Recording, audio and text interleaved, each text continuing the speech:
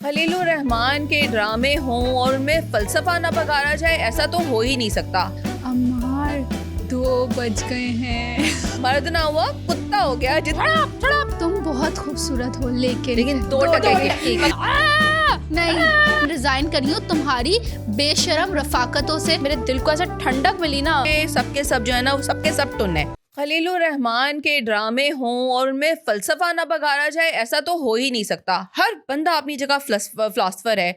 सदफ की अम्मी फिलासफर, और तो और दानिया की अम्मी भी फिलासफर। भाई वो भी एक नया फलसफा लेकर आ गई कि जिस औरत को, जब औरत को किसी आदमी पे शक होता है तो वो उसको नहीं छोड़ता और नहीं छोड़ती, और जब किसी आदमी को औरत पे शक होता है तो वो उसको छोड़ देता है। पता नहीं क्या कहानी थी, मुझे तो मेरा दिमाग ही घूम गया, जब उल्टा कर दिया। उसने बोला जब औरत को शक हो तो वो उस मर्द को छोड़ती नहीं, और मर्द को शक हो जाए तो वो रखता नहीं। अजीब और गरीब कहानी चल रही है। लहक लहक के सब बोल रहे हैं। हर डायलॉग डिलीवरी ऐसी है कि लगता है कि सबके सब जो है ना, वो सबके सब टुन है। मैंने तो शायद ये पहली बार एपिसोड सुन, मेरे दिल जब से स्टार्ट हुआ है ना, पहली बार मैंने नॉर्मल स्पीड पे सुन ली। ओह माय गॉड, मुझे इतनी हंसी आई। वो जो स्टार्टिंग के डायलॉग्स थे दानिया के, अम्मार 2 बज गए हैं। मैं कहूँगी कैसे बोल रही है, फिर अम्मार आगे से बोल रहे हैं मैं अभी घर जाऊँ।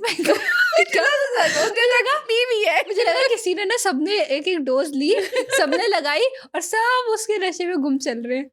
लेकिन मुझे सबसे ज्यादा गुस्सा जो है ना वो सदफ की माँ के ऊपर आया जब उसने कहा कि मर्द तो गलती करते हैं और बहुत 2-3 दफा गलती करते हैं, उनकी गलती को माफ करना होता है। मतलब ये क्या बात है, ये क्या बकवास है। उन्होंने कहा शौहर मर्द ना हुआ कुत्ता हो गया। जिधर जी चाहे मुंह मारे, उधर जाए मुंह मारे, और आप छोड़ दो उसको। लाडला होता है, लाडलों को तो गलती की इजाजत होती है। किसने कहा लाडलों को गलती की इजाजत होती है?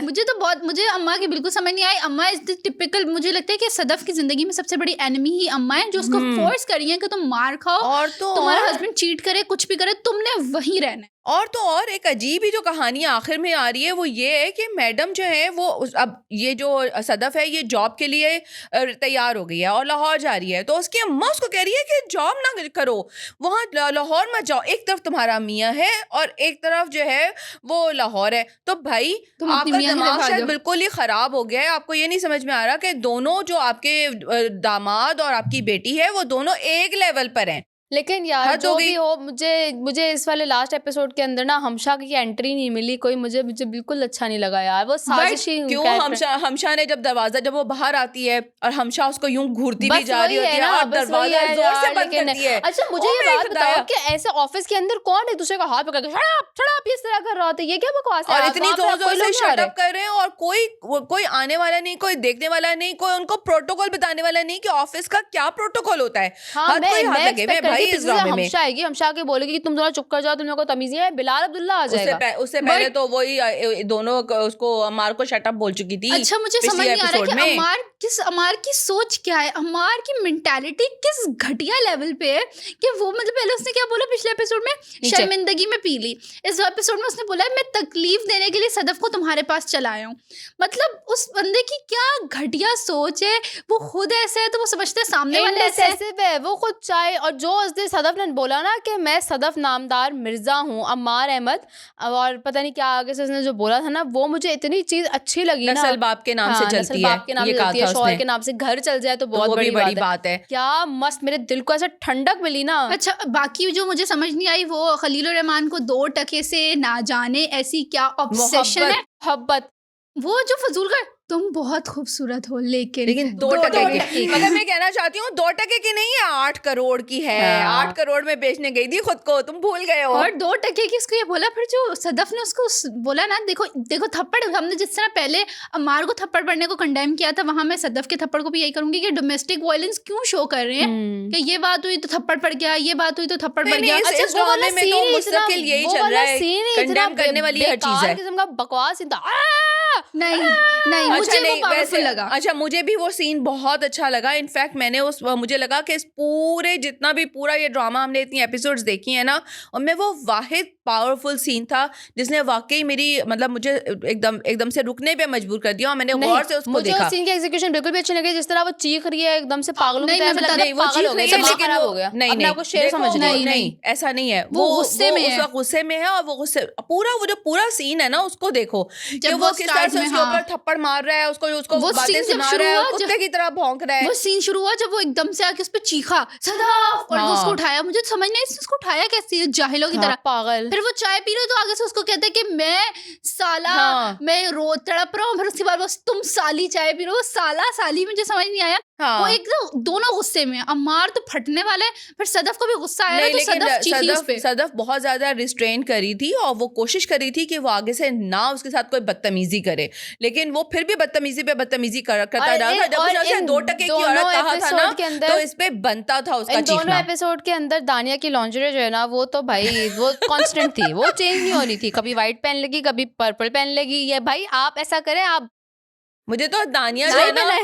मुझे तो दानिया जो है ना वो कोई प्रोस्टिट्यूट टाइप की चीज लगने लग गई है। अब तो वो वहाँ पे सोने भी लग गया है, फर्श पे पड़ा हुआ सो रहा है और दानिया कैसे मुस्कुराती खुश भी हुई उसको। है। अच्छा, मुझे समझ नहीं आई दानिया की क्या थॉट है कि दानिया ने सब कुछ तबाह बर्बाद किया, बट अब आगे कह रही है कि आज तुम यहाँ से चले जाओ तो चले जाना, वापस मत आना। अब मैं उसको तुम्हें फोन भी नहीं अब करूंगी। बोल रही है कि मतलब सोच रही है कि यार मैंने तो सब तबाह बर्बाद कर दिया, अब छोड़ देती हूँ, अब रहने देती। अब तो मुझे लगता है कि अम्मार का वो वाला हाल है, धोबी का कुत्ता, ना घर का ना घाट का, ना यहाँ Predictions- कोई पूछेगा ना वहाँ कोई पूछेगा। प्रेडिक्शंस हो तो जो अभी तक हमने टीजर देखा है ना, उस टीजर में बड़ी एम्बिग्विटी क्रिएट की है इन्होंने, डायरेक्टर ने। जो मेरे हिसाब से बन रहा है वो ये है कि ये जो अम्मार को ना डिवोर्स देने का डिसाइड करने जा रही है ये, और सदफ जो है ना वो मुझे अम्मार तो को टीजर में डिवोर्स कर समझ ही देगी। नहीं आई। लेकिन जो अम्मा कह रही है ना, ये बार बार मुझे अम्मा से कहना है, खुदा के वास्ते तुम जो उसकी हमदर्द बनी हो ना, ये हमदर्दी ना करो, तुम्हारी हमदर्दी इसके गले आ जाएगी। मुझे नहीं समझ आ रही इस ड्रामे में क्या, टीजर में उन्होंने क्या दिखाया है, क्योंकि बिलाल अब्दुल्ला उसको बोल रहा है कि लव मैरिज, लव का लेबल हटा दो। यहाँ या रिजाइन लिखो या लव मैरिज का लेबल हटा दो। तो आई डोंट नो वो अम्मार को कह रहा है या सदफ को कह रहा है, क्योंकि एक सीन में बिलाल अब्दुल्ला और अम्मार बैठे हुए हैं और फिर सदफ उसे बोल रही है आप मेरी पर्सनल लाइफ में दखल अंदाजी ना करें। देन सदफ रिजाइन लिखती है तो कहती है कि मैं रिजाइन करी हूँ तुम्हारी बेशरम रफाकतों से। तो बिलाल अब्दुल्ला ने कौन सी रफाकतें की हैं, अब वो रिजाइन ये अम्मार को कह रही है, अम्मार को कह रही है। तो फिर वो बिलाल अब्दुल्ला रिजाइन पर सदफ को नहीं कह रहा होगा, अम्मार को कह रहा होगा। बट मुझे बड़े टीजर की समझ नहीं आई। के अंदर कुछ समझ में नहीं आया, लेकिन आई लाइक हाउ थोड़ा बिलाल अब्दुल्ला जो है ना, वो उसकी पर्सनल जिंदगी के अंदर प्रोब कर रहा है, and I want to see how that goes पहले कर लेता ना।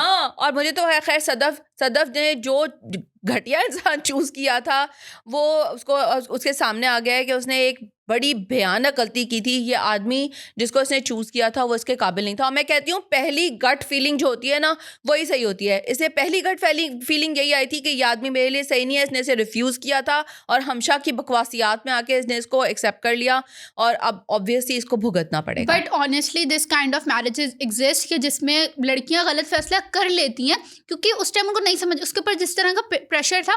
ज़ावियार उस टाइम अमेरिका में जा रहा है, वो बीमार है।